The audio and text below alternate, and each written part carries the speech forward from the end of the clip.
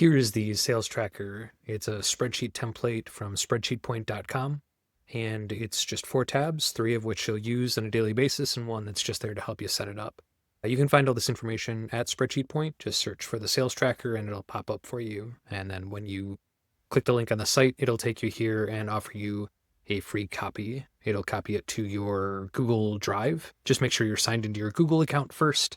Otherwise, it'll prompt you to do so. I'm going to quickly explain the 3 tabs. It's a pretty simple spreadsheet, and it is the quickest way for a sales team to see a dashboard, a sales dashboard, a monthly summary of where every deal is and how long it takes to close certain things. You start with the deal log. Everyone on your team should be onboarding every client with a new line in the sales tracker. You can click to insert a row above or below to add a new one, enter the company name, the contact you have there, and where the deal is, what stage. You can start with prospecting, qualified. Personally, I'm like to start with proposal sent. That way, realistically, what the deal value is. If you're using it for prospecting or qualified leads, you may be better suited for a CRM template, something that's really built for contacting ongoing conversations with clients. This is really for tracking the deal size, the likelihood of it closing, and then looking back at how many of the deals that have been pitched have closed. So it's really useful for sales management. If you're looking at sales metrics, they're all here in one place.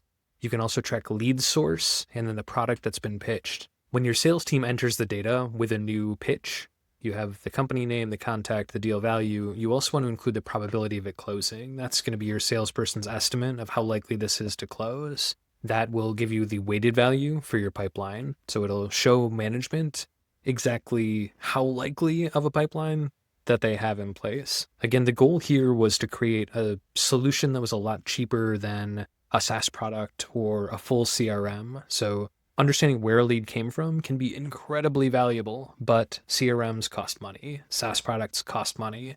This is a sales tracker. It is a spreadsheet that lives in Excel or in Google Sheets, so it's free. Once you have your deals set up in your deal log, and again, this is an ongoing living document, so you'll share access with other people on your team, go to the monthly summary and you'll get a quick overview, and you can update this for whatever. I've just got it set up for today. Today is March 2026 when I'm recording this, and this is example data that is included here, but it'll show how many deals have been won, how many have been lost, how many new deals were pitched.